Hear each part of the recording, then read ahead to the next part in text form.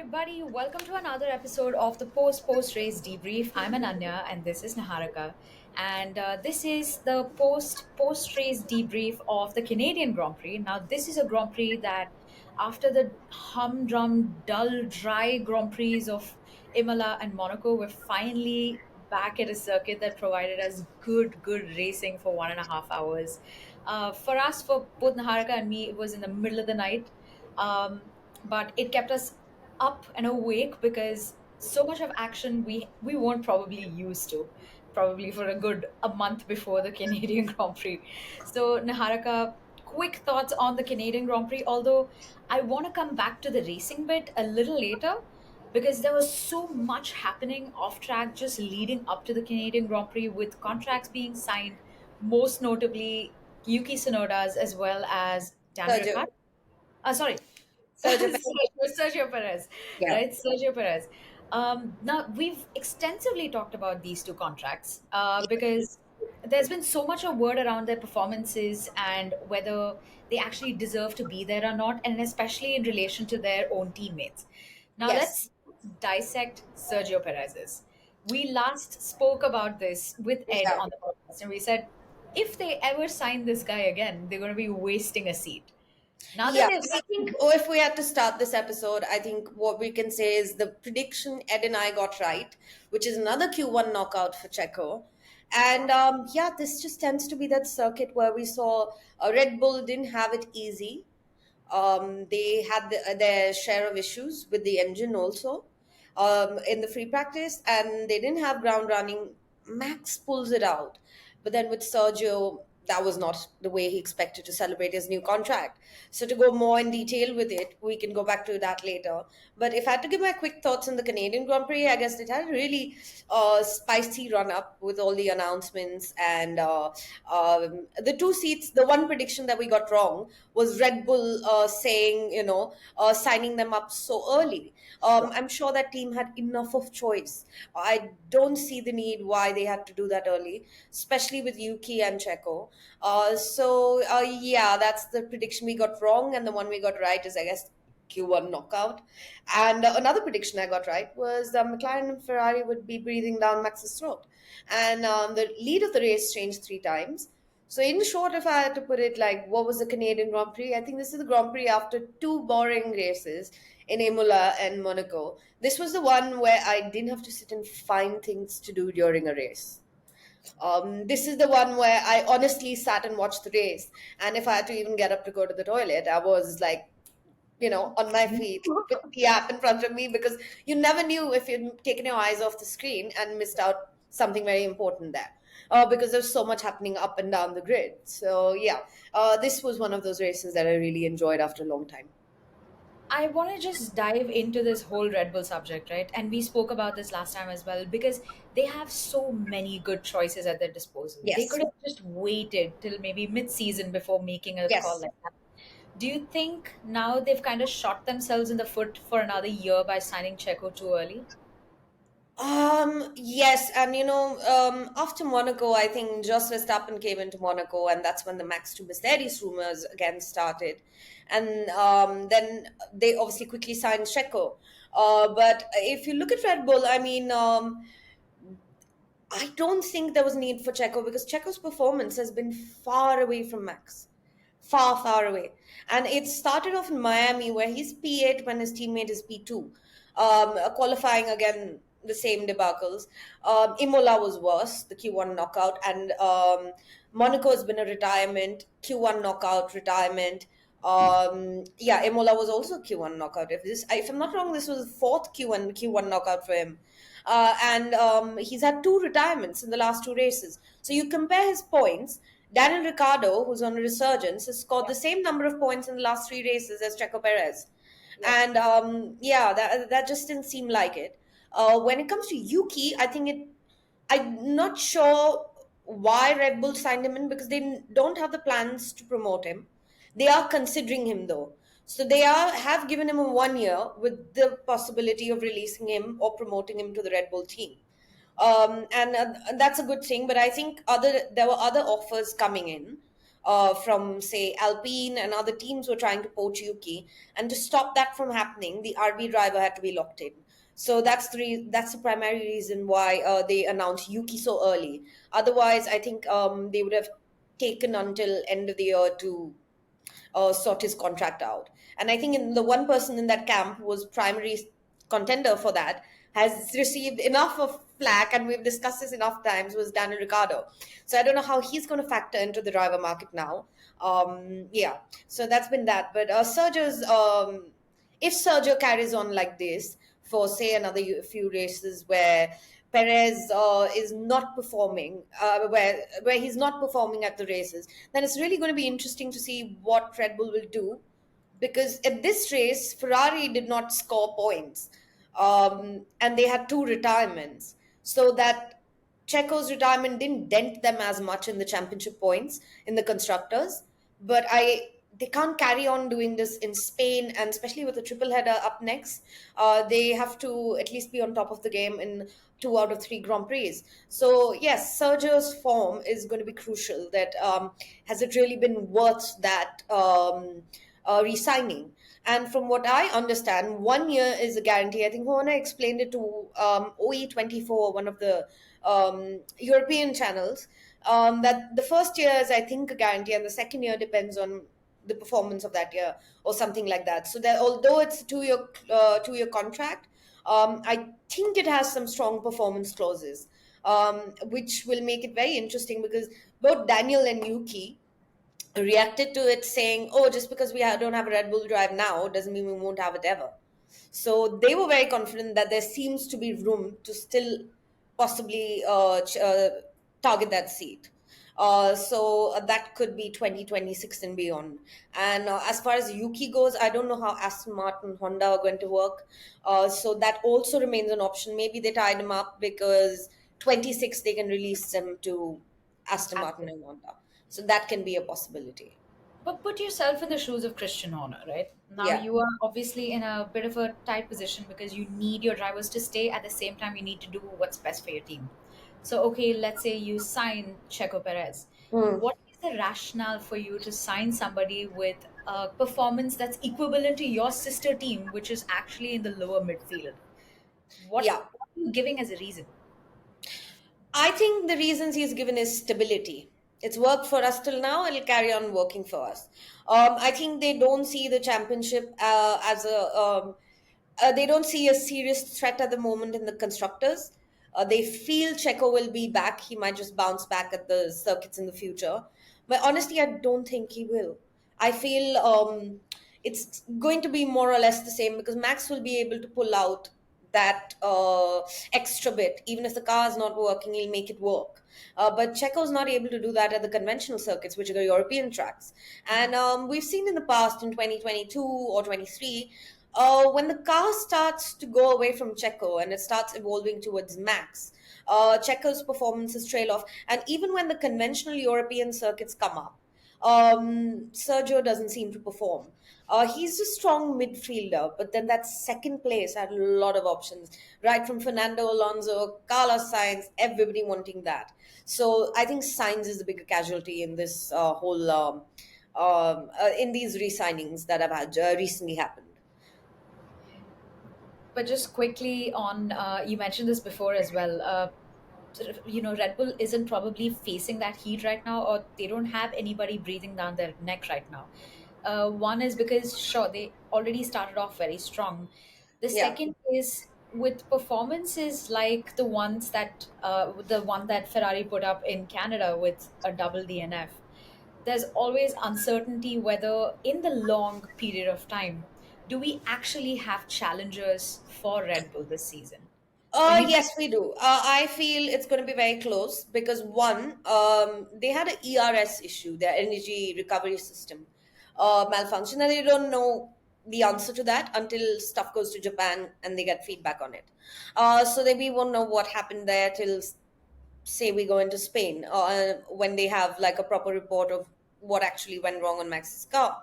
But when it comes to, if you look at McLaren, even Mercedes, their front wing seems to have give them that boost. the new upgrade they brought, that front wing, that really put them up there. So Mercedes, I think we're yet to see whether this is temporary performance or whether they'll be there on the long run. But they seem to have found that silver bullet, in Toto's words, for at least some of their problems for tracks like Canada or so on and so forth, or say a Sochi or something like that. But when it comes to Red Bull in particular, I think McLaren, Ferrari, Red Bull is planning, they have the least wind tunnel time, if you understand that. So McLaren and Ferrari do have that advantage over them, and that is going to play key, because when you look at this, the way the championship is going to play out now, Red Bull can only bring. I think what Hona said is they're bringing some subtle upgrades over the summer months, and subtle upgrades means they might just have to distribute the allotment of all their upgrades over the triple header and say Hungary, Austria, around that time, Silverstone maybe. But so we aren't going to see anything massive coming in. It's all going to be in bits and bobs. But when it comes to McLaren and Ferrari, they are bringing a few more tenths and a massive upgrade in Spain. So, as much as Red Bull can be confident that they'll improve their car, there's also Ferrari and McLaren who are equally positive that they'll improve their car. And even this problem with Red Bull's suspension stiffness, Max was complaining about a stiff suspension. And because the track was green and it was damp and it was rainy, the track conditions kept evolving. So, yes, the dry it got, Red Bull did make that switch to the medium tires at the right time, and they got this race sorted.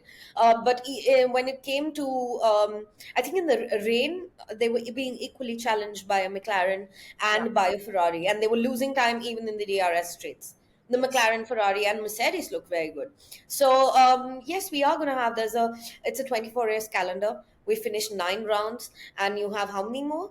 About more than 10 left to the calendar. So yes, you are going to have that. You have at least 12 to 13 rounds more. So you are going to see that up and down in the championship points, and they do have a serious contender. I think it's just a matter of when we go to Spain, we'll know the playing field, the real pecking order will be more visible at these aero tracks like Spain, Austria, maybe even Silverstone to a certain extent. So that's when the order will start to get more visible.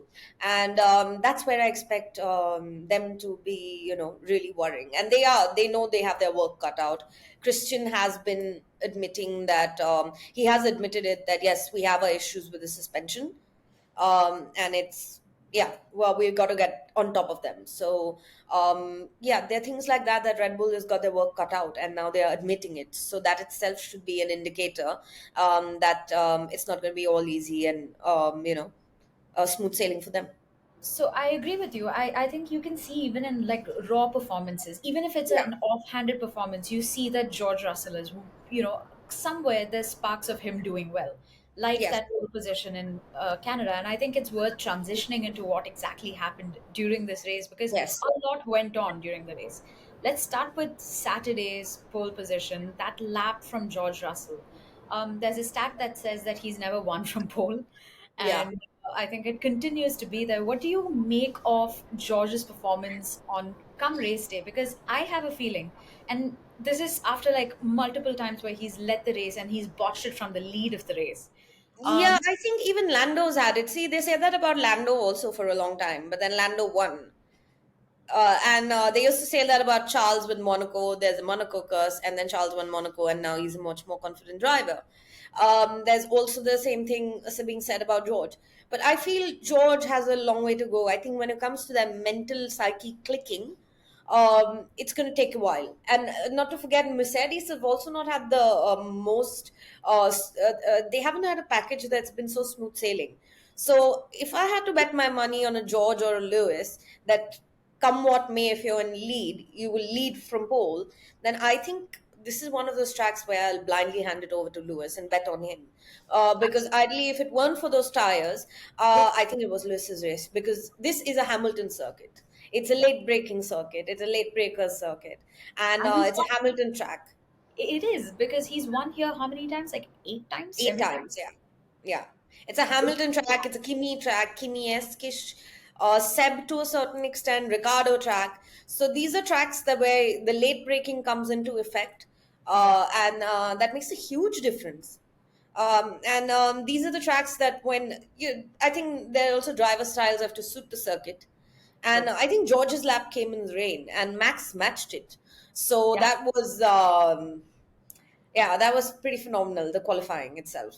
And then the race was obviously good, but there was so much happening in the race. A safety car, you got to give that, I mean, give George that leeway that there's also the safety car that got involved. And then Yeah. McLaren were also very strong. So he didn't have one contender in that race. He had almost three contenders. Or four, with Piastri included. So yes, under that pressure, I'm sure it must have been hard. Yeah, so that was No that. doubt. I mean, that's the name of the game, isn't it? I mean, when Yeah, you've got three people chasing you down from the behind, you have to be able to withstand, keep your position, be yeah. calm. But you could see him, unlike an Oscar Piastri, who actually is able to be very calm under pressure. This guy starts getting all fidgety. The car keeps going around everywhere, and you can see him lose his cool. No, this wasn't an easy race. It was very difficult. It was wet. Then there were mixed grip level conditions, damp and wet. Then wet and dry, a mix of damp and dry circuit, and then there was obviously the right part of the circuit. So this circuit, it wasn't. This race wasn't the easiest race to score points in or win. This was one of those difficult tracks, and not to forget, his teammate was better than him. At one point, I thought Lewis is in for the podium or the win. It's So that's where it had slipped out of George's hands in the pit stops that they had. It's only in the end when they got a free pit stop and he went to mediums and Lewis went to hard is when we were like, okay, then one podium's going to George. Yeah, He'll surely at least manage taking out Piastri. So yeah, I mean, a race like this, I think you have to just write it off. One can't make too much about the statistics of it.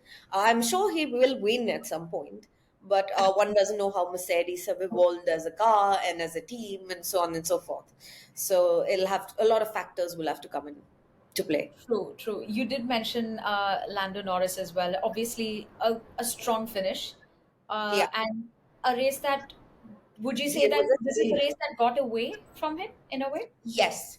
It was somewhere payback for Miami. I feel like it was like redemption. I won't say payback, but I say it was redemption from Miami, where that was actually Red Bull's race and a safety car helped Lando. Lando. And Yeah. this is you know, this is a race where it roles reversed, and we had two safety cars. Yeah. So it was all about getting your tires right and switching from intermediates to dry at the right time and getting that bit of the switch correctly done. The timing of it was crucial for Red Bull to kind of beat Lando. And yes, don't forget that Red Bull doesn't have a second gunner. Yeah. Their number two retired from the race and yeah, went out with a very silly error. So in such a position, McLaren had everything available to make it happen. But I think Christian mentioned like their strategy was weird. Even when they left Lando out for one lap extra in the first pit stop, and they left him for two laps extra in the second pit stop. So I think Horner said something like, if he would have come in even a lap earlier, Max wouldn't have been ready to defend him.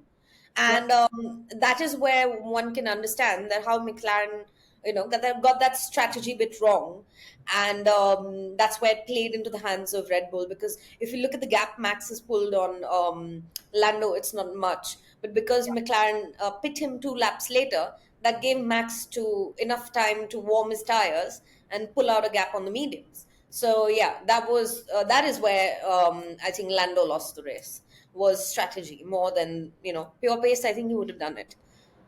I think so too. And the conditions Yeah, were just perfect for them to do it as well. I mean, is that changeover condition, wet, dry at the same time, sort of yeah. dampish conditions? I think it was perfect for them to do it. And the And Canadian circuit is a circuit where it dries out very fast. So you yeah, have to respond and react very quickly. very And quickly. then you can't, pit stops or something, you have to cover off your driver. And they didn't cover him off with the Piastri or something like that. So Yeah. that remained a bit mysterious as to why that they didn't respond that way. Max's tires were definitely done. There was no way he was going to not come in for a pit change. So I think it was a little obvious where they could have, anticipated that happening. So, and that anticipation, I feel, is cost them a win, which was a good one to win Canada. Just uh, touching upon the whole strategy bit, right? I feel like at the start, the one team that got it right was Haas, very funnily, putting both of them on the wet tires. I think that was some serious start to the race. What was it like? Yeah, I think they had nothing to lose, so when they went on the full Yeah, wets, and they when you are when it starts raining and you're on the full wets and everybody's pitting to inters or fresh set of inters, obviously you're going to be quicker than everyone else. But those full wets lose performance very easily and become they are like tires, like the full wet tires are a tire compound that is best to use behind a safety car, and they yeah, serve no purpose more than that. You have to switch to those inters to get extra performance out of anything. And I think when the rain I think when the rain started to slow down, indeed, yeah. the intermediates came into effect, and that's where the Haas started sliding down. So it was crazy the way Kevin put himself up there in P5, I think, or But P4. yeah, it was So P4 or something like yeah, that. So yeah, and it was Hamilton and Alonso's tryst with the Haas again after Monaco. So that was funny to watch. Yeah. no, but I think these kind of offhanded decisions kind of make the best racing out there. Yes, I it's good. finally It's good racing, and like you noticed, the one thing in the Canadian Grand Prix you noticed is a lot of the overtaking happened without DRS because the track was green. yeah, A lot of it, and DRS wasn't open for majority of the race. So some of the moves and overtakes that were made here were pretty phenomenal. I mean, pretty phenomenal, and that's what I like about the Canadian circuit. That the weather conditions can play havoc, and they throw all your strategy out of the door, and you have to react by the moment. And yeah. that's what makes it so interesting, and that's what kept you hooked to the screen. That you didn't have to take your eyes off the screen even for a minute. And that is why I like this race. Even Fernando and Lewis battling each other out, like those two. Nice. Yeah, they were at it. Neither was giving up, and they're known to have a tryst. But I mean, I love their battles. I love it when Lewis and Fernando are battling it out on track, and they do Always it so well. always respectful. Even if it gets Yes, spicy, it's the good kind of yes, spice, like the tap and they go. like It's doing it. They'll enjoy battling each other. The best part is that. Yeah. exactly. You know, this reminds me of was it Bernie Ecclestone that randomly came out and said, "Hey, we need to put sprinklers on racetracks just to get the racing spiced up again." Yeah, yeah. Might have I been a honestly, sound I do that suggestion. at a lot of circuits because the whole DRS thing has really spoiled it, and now DRS even adds extra performance. So the gain that a driver gets through extra downforce, like 15% downforce, extra downforce or whatever, that kind of ruins it in the modern F1 cars. At least DRS still say pre 2022 was decent, but now After it's that, kind of gone out of hand, where it just then your contenders just pass you and that's yeah, it. it's a bit overpowered, I feel, and that's why the Yes. new regulations sort of. I'm glad that they're getting over with this whole DRS shenanigans. But yeah, like Canadian Grand Prix now, right? Bring it back to the track. Who impressed you the most? Sure, the top three. You had a Mercedes on pole. You had McLaren lead the race for a while. Max Verstappen come and take it. Who, apart from those three, actually impressed you? Mm, apart from those three, everything was quite up and down, honestly. Did I think somebody they stand out? No, there weren't any standouts apart from the fact that it was okay, a clean weekend for Daniel Ricciardo, which he's been waiting for since Miami.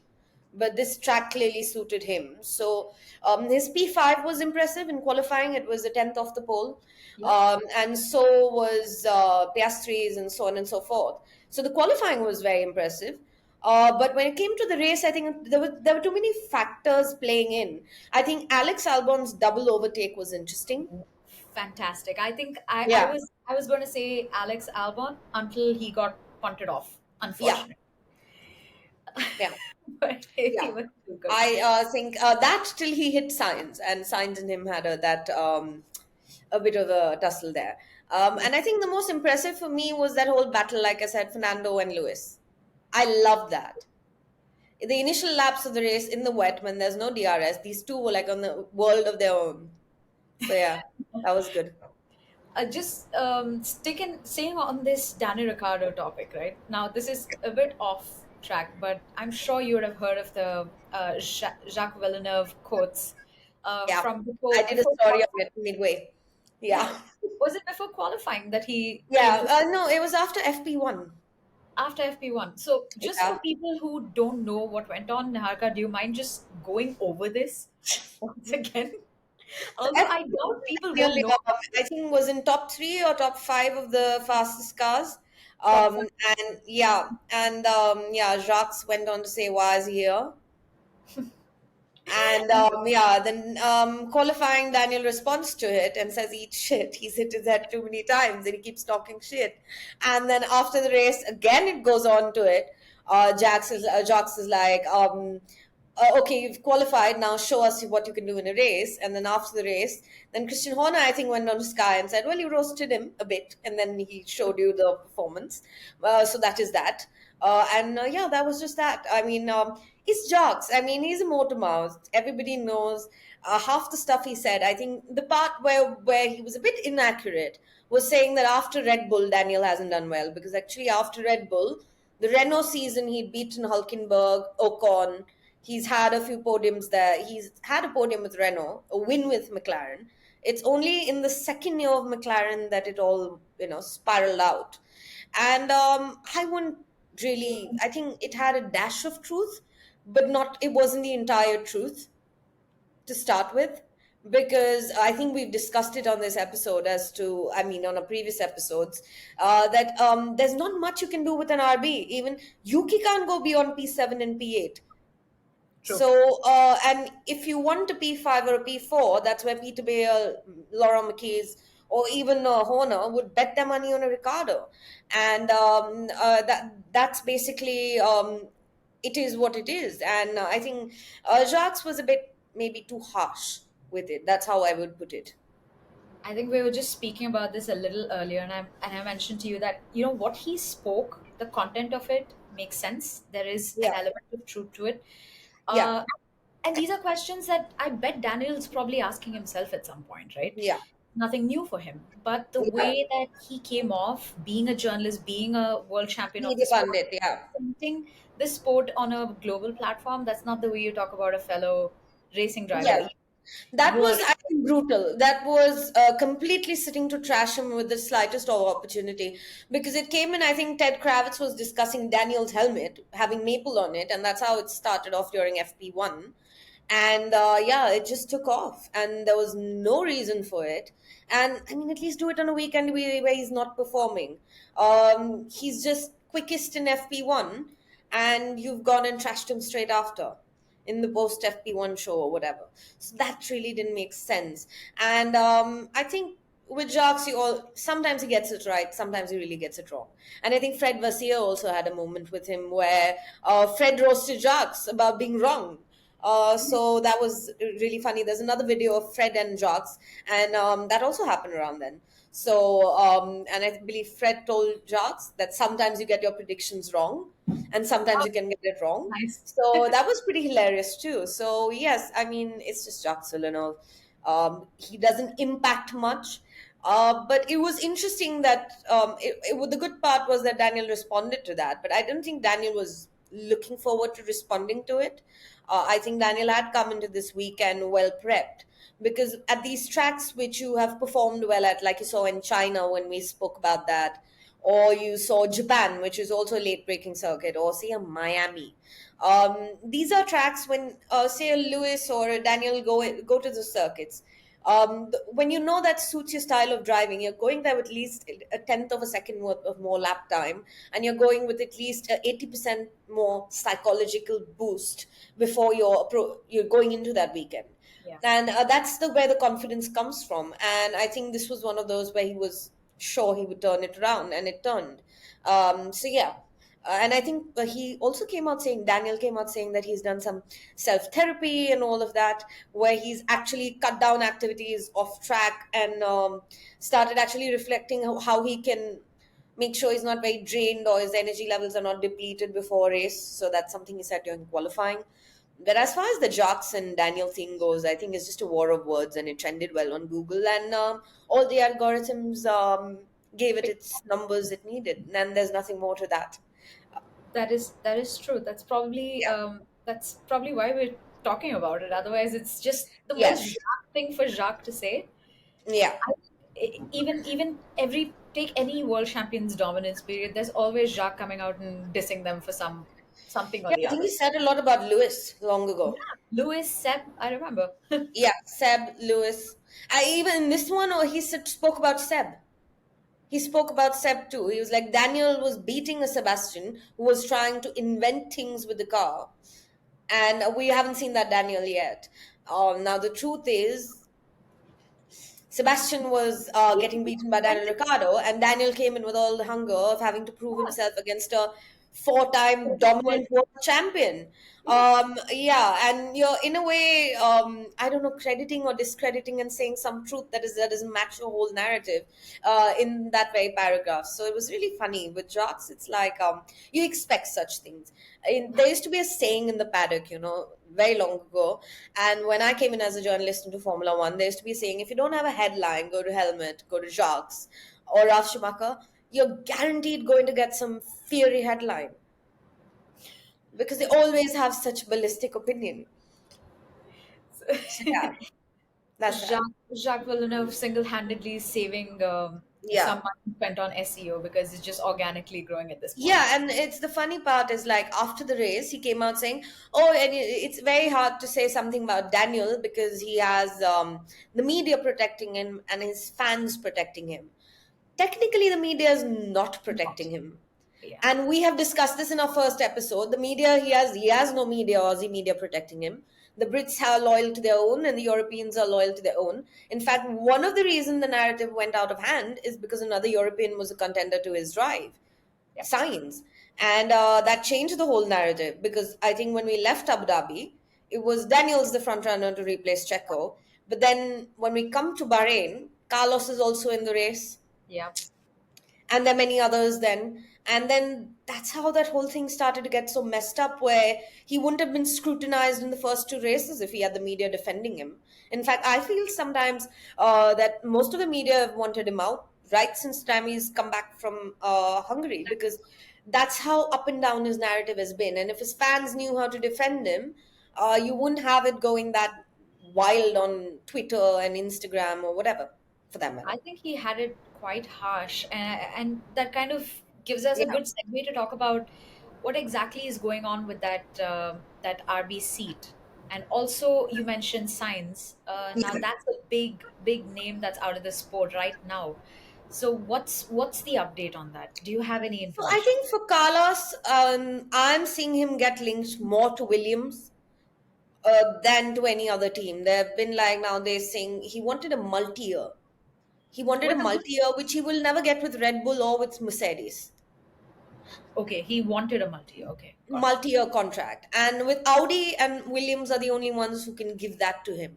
So I believe James Vowles has really managed to convince him, and we're not sure that those signings should come in next. But when you talk of the RB seat, it's pretty clear. Like if you look at it, Peter Bayer, Christian Horner have been strong defenders that yes, Daniel would turn it around and have it going for himself. But I think what Daniel will have to do is give some consistent performances for the next 2 or 3 or 4 races, and which I think will come in now. He needed that one weekend to sort himself out, and that naturally gives you that psychological boost. So if he hadn't done that, then yes, Liam was on the back burner.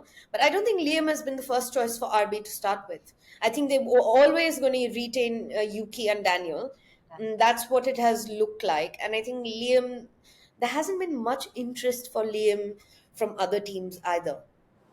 Is it because we are too early to be talking about Liam getting that seat, or is it because right now we're just at capacity and you don't want to bet See, on you somebody? have Jack Doohan, you have Liam, you Yeah, have Ollie Behrman, you have Kimi Antonelli, you have Esteban Ocon, all on the market without contracts. yeah. And Kimi and Ollie are the younger lot out of that.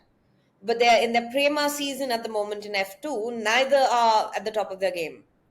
Prema has just not been able to get it right this year.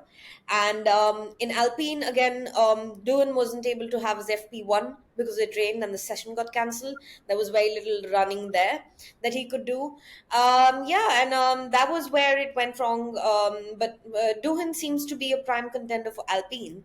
I don't know how Liam fits there.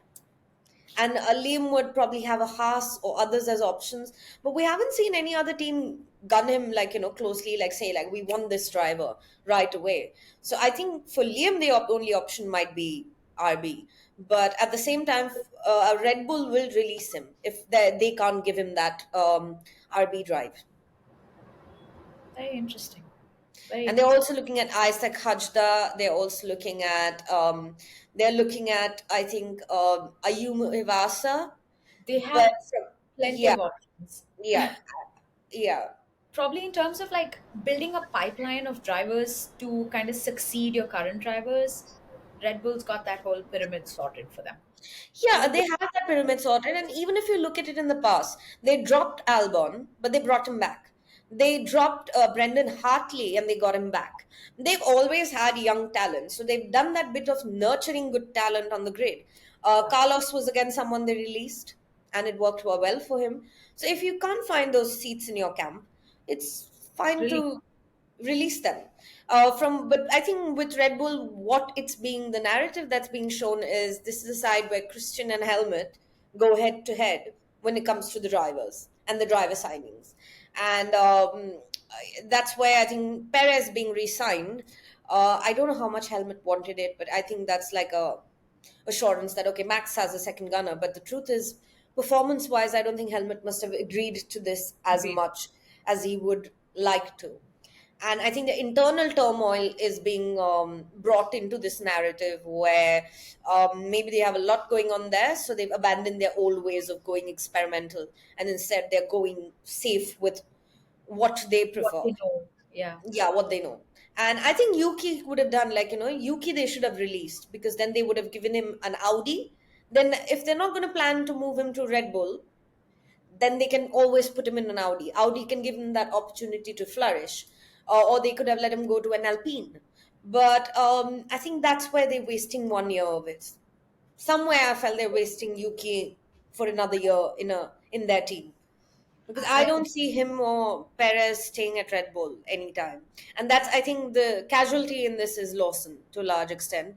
But then yeah. you also have to see to it that, I mean, see it from this perspective. If Lawson was that good, why aren't other teams showing interest in him? Because I think the other teams are also sorted out in terms of their junior drivers, They're right? junior It's just drivers. put in a Yeah, bad place in a rock. Like it's that sort of situation yeah, where you're basically at stalemate. yeah. And other teams wanted a Yuki, but they didn't want a Liam. Why so? So that Fair is, point. yeah, so I think that is that with the RB seat, and yeah, with RB it's going to be like that. Like their sister team, yes, they were used to be a junior team, but I think RB's plans are to evolve to get closer to reduce the gap between the Red Bull and the junior team or the sister team. They no longer want to be a junior team. They want to have the identity of a regular midfield team. And that was the whole idea of this revamp with Racing Bulls being the new name chosen. And that was the whole philosophy going into it. So, in that case, you're going to need one senior driver or one experienced one. So, that's where I think this whole Ricardo factor comes into play. Fair And point. yes, of course, I think he's insurance for Checo sooner or later. Yeah. Him That's a and good way Yuki to now. put it, actually. He's Yeah, the he's like they're like insurance policies for Checo one. because they just know it. Yeah, and he's tested the not to forget he's tested the RB19 too, and he Oh, did well with that. The RB19 in Silverstone last year, the Red Bull Max's dominant car. He tested last year's Red Bull in Silverstone, and that Silverstone test is what earned him a seat back into Alpha oh, Tauri. right. Oh, yes, yes, yes. Yeah, I remember that Christian test. Horner saying, So "Oh, yeah, he's very good." they've already got the data and they know how he works with in a Red Bull, how that suits him, how it doesn't. So and yeah, I mean that's that. So in the Red Bull camp, I think I won't be surprised if we hear more shockers in the future. But But yeah, let's not predict the future too much. yeah, Then we yeah, forget to enjoy it when it actually happens. yeah, But I do want to know what we can sort of expect, because now we're heading into a triple header, and Yeah. so you basically cannot bring too many big upgrades in between these races. So what happens in Barcelona is probably just going to trail Actually, going. you can. See, most teams have a choice. They'll either bring the whole upgrade in Spain itself and test it there, or you have the choice to break it up into bits and parts, and then bring a bit of it in Spain and a bit of it in Austria and a bit of it in Silverstone. And all three circuits have different characteristics, but they're all aero tracks. Aero So that's tracks. where the aero can be tested the best. And that's how these three circuits come into play with your whole that's how the upgrades get allocated. And then you have Hungary and Belgium, which are also very different tracks, so the teams have an option to either bring in some stuff now and have some coming in then at the last double header, or you can distribute it over the three different tracks you have now. But these three tracks are very critical. I mean, these three races that you have one after the other are very important when it comes to championship points. Whoever manages doing the best in two out of three comes the gets ahead of the rival. So that there, I think it's very important for them to get it right. So yes, you'll expect a lot of them bringing upgrades in Spain. I know Aston's bringing some, Red Bull's bringing some, Mercedes is bringing some, Ferrari's bringing some, and yes, of course, McLaren will have theirs too, and even Mercedes maybe bring something here and there to fix their problems. So they've all had more wind tunnel time than Red Bull, so that is going to come. That'll be huge. And when it the wind tunnel time, you don't see that penalty come into effect, say when in a year when Red Bull is dominant. But it does come into effect in seasons like this when it's where you have two or three contenders breathing down your throat. So that's how it is. So would you say that we're at the point this season where you can comfortably say that, let's say after these three races are over, this triple header is over, that you'll have um, a more robust pecking order in place now, so you can confidently say that yes, Red Bull can go with this, or like McLaren No, will challenge them. it's going to be, yes, maybe Red Bull. You'll get an idea of it. Mm. But there's teams can bring more parts. We have a whole 12 races after the summer break, so teams can bring more parts then and fix their issues and know where they can make up. But you'll have a clearer idea of who stands where in Spain, and then it's not like that can't change. You can see, so suppose you're Red Bull and I'm Mercedes, I'm McLaren. If I get to know what Red Bull's strengths and weaknesses are, it'll be at this circuit where know where that last bit of their Achilles heels is, and then I'll bring something to counter that onto my car. I will bring that extra tenth of an upgrade on mine, and that can be played around with. And you have like three teams doing that. You will have Mercedes, Ferrari, and Red Bull trying to see which one is better than the other. And then you have tracks like Singapore, Baku. These ones are all mixed bags. And there's like, look at the calendar after the summer break, which is also a lot of races. And a Yeah. lot of them are not Red Bull tracks. That's where Ferrari will come in. Las Vegas, you have Yeah. Baku, then you have Austin in Mexico, where yes, Red Bull will look good, but we don't know how good because Austin's also a bumpy circuit. Yeah. And this particular Red Bull is not doing well there, the RB20, because they Yeah. changed a lot of their concept this year. And that's where that problem used to exist in the previous car, but not to such an extent. And now it's exposed itself completely. So, yes, when it comes to tracks where you have to ride the curb, it's a bit difficult. They have a suspension issue. Fair enough. Now, if you had to give a prediction for, let's not cover all the races, right? Let's just do Spain, because that's the most foreseeable one. What would it be for you? This is tough. See, Spain used to be always a Mercedes track. You remember in the past? Yeah. Spain used to be a really murk track, and then you saw Red Bull Max win it in 20. The two Mercs took each other out, and you saw Red Bull coming into the play, and Max winning it in 2016. So Spain is one of those tracks where yes, it can. Everything can happen. Anything can happen, and nowadays there it does allow a bit of room for racing.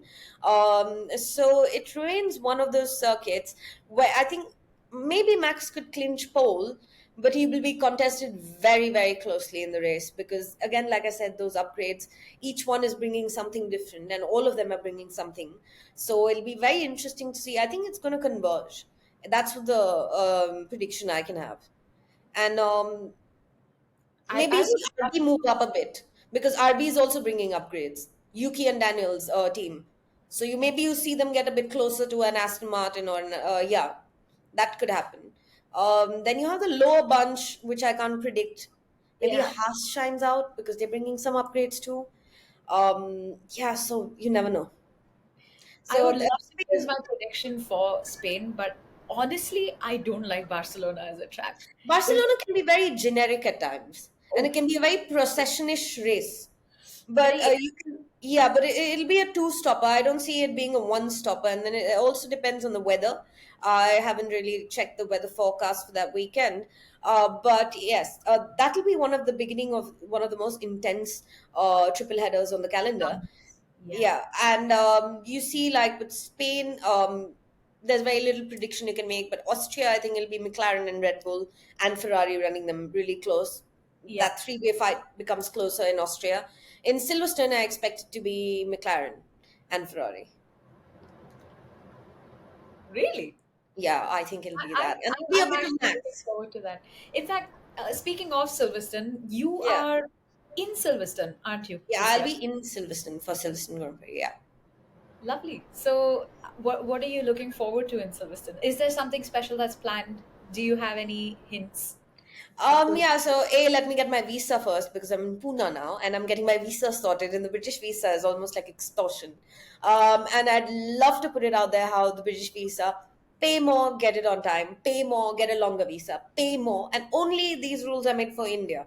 I'm sure the Aussies don't have it, the Kiwis don't have it, but for India and the subcontinent, it's just pay more if you want it faster and you want it quicker and blah blah blah, and everything you have to pay for it. This is probably the most expensive visa. So let me get that right. And yeah, the part I like about Silverstone is it's in the country. It's in proper English country. So you can get all four types of weather. It can be sunny, it can be wet, it can be damp at the same time, and it can be windy and cold. And at the same time, it can be very hot at times if the sun comes out and stays on. So Silverstone can be a mix. Like you'll decide if you have to pack for it, you'll carry everything from your wardrobe, literally. So it'll be everything from a trench to a sweater or a jumper. And yeah, that's one of those tracks where you have 500,000 fans coming in. You have teams with their factories very close. So that's one of those where you love looking forward to the whole atmosphere at large. And Silverstone does throw up a good race. And in recent years, it has thrown up some really good races, especially after 2021. I I think Silverstone's been really doing well. I So think in the whole triple header, Silverstone is probably the one I that think I'm looking. Austria is also good. It's just in the middle of nowhere. But that's a track that I really love is Austria. When it comes to a good race, that will be a Red Bull favoring track, but I think McLaren will run it close. But I think Austria is the most scenic track in that sense. Like you Yes. look around, it's just green. Scenery. I love the scenery. I think Belgium and Spa Belgium. and Austria come closest to the scenery of the circuit. And yes, obviously you have those seaside circuits, but most of the seaside circuits are unconventional F1 tracks. F1 tracks, yeah. These are like Unless you had Mugello or Algarve in Portimao, which is we had in the pandemic. We had a few old tracks come back; those were really good. You know, Portimao. I'd love to throw out these street circuits and these commercial races and bring one or two of those back. Like I'd Portimao, love to have Grand Prix in France. honestly, always made for a good race, and I think it's beautiful as a track. First of all, even though it's seaside, you really can't see it because it's so highly elevated. So Yeah, half the time you're just blind. yeah, Um, but that's the fun of it. It makes for such good racing. yeah. Portimao is good. Even Mugello in Italy. I like Mugello as a circuit. I mean, it's got those triple apex that you Yeah, have, the Sky One, Sky. Yeah, yeah, you do have those triple apexes there. And yes. Mugello is a very technical track. So these technical tracks are no more there. And technical tracks are where drivers who are not very good fall behind, and you are drivers who are really raw potential. And you'll know the better drivers when those tracks come up on a calendar. And unfortunately, now we have a lot of the street track business, and that's why you see a lot of procession-ish racing, more or less. Hey, street tracks are apparently great for business, haven't you heard? So let's get more of Yeah, them. but at least tweak them. At least tweak them. Tweak the cars. Like new F1 rules make the cars shorter, narrower, everything. But we still don't know if those cars will be fast enough and if those are the final rules. I do expect a lot of changes to be done Me because too. teams Just like really I think the news that a lot of teams weren't happy with it, and the fact that not fact, but the rumor that the FIA seems to have taken just like a handful of manufacturers into consideration. consideration, yes. It's hit the outside circuit now, so I can't imagine how tense they are inside the paddock at this point. And So another rumor you haven't discussed is today Kimi Antonelli. There's a rumor that he might replace Sargent this year itself. I just read it actually before we jumped on this call that they're trying to tweak the FIA rules, the The Max rules, Verstappen yes. rule. So that FI rule about the age was brought in to stop Max, and then obviously they made, Stroll also abide to that rule because these are the only two. One came under 17 and the other one came dot at 18. So they didn't want teenagers on the grid. And that rule was brought in to stop talent that was, to have a kind of a bare minimum. At least you need to be an adult or a major to be in this sport kind of thing. They are probably tweaking that or thinking of making considerations, say in case of Antonelli, where it's, a month here and there. So I don't understand why they're doing that because Antonelli turns 18 in August. So if they're doing that, if they're tweaking that rule, that means they're replacing Sargent before August. So yeah, that is a little strange. We heard that in Miami too, and I'm not sure how true that is. And Sargent obviously had a very bad race. He spun out of the race again, and so did Albon. So I think that's why they're trying to experiment maybe an Antonelli there, but I I don't know think how good it's going to be. we've discussed this before, and I think we've kind of all of us were on the same page when we said it's probably way too early to Yeah, yeah, bring yeah. children up the grid, no matter how good they are, because you're going to burn them out very quickly. Yeah, very quickly. And yeah, that's where you bring into the point. Like, people are like, how did Mercedes' one request was accepted by the FIA? That's where fans have to realize that manufacturers like Ferrari and Mercedes have more power than a Red Bull with FIA. They do have a more teams rallying to their cause, and this is where they make the difference when it comes to the rules and regs. When it comes to things suiting a particular suiting something and not suiting the other, and this kind of stuff you see a lot more often, and that's the reason why the regulations have been made to suit the manufacturers and not customer teams, say like a Williams or a McLaren and things like that. Yeah, and that's how the game works. But one also has to remember that these teams are equal part of drafting those rules. It's not Exactly. FI doing it single-handedly. So Very yeah, true. yeah, And I think this is a great way to end this podcast. It's all politics at the end. yeah. So you just have to, if you want a seat at the table, you got to be there as a person that claims that seat at the table, which is a works I team in this know. case, Yeah, right? yeah. But on If you that want a note, seat at the table, you have to earn it and rather stake claim to it at the right place at the right time. And that's how it's really working. And yeah, it has to work in tandem with everyone. That's how F1 works. thank you so much for tuning in, guys. This was a great episode, and we'll see you right after either the triple header or right after Somewhere Spain. in the middle, maybe. Somewhere in middle. Yeah. But Yeah, we will. middle of the triple header, but we're there in Silverstone for sure. Perfect. See you guys. Have a great triple header ahead.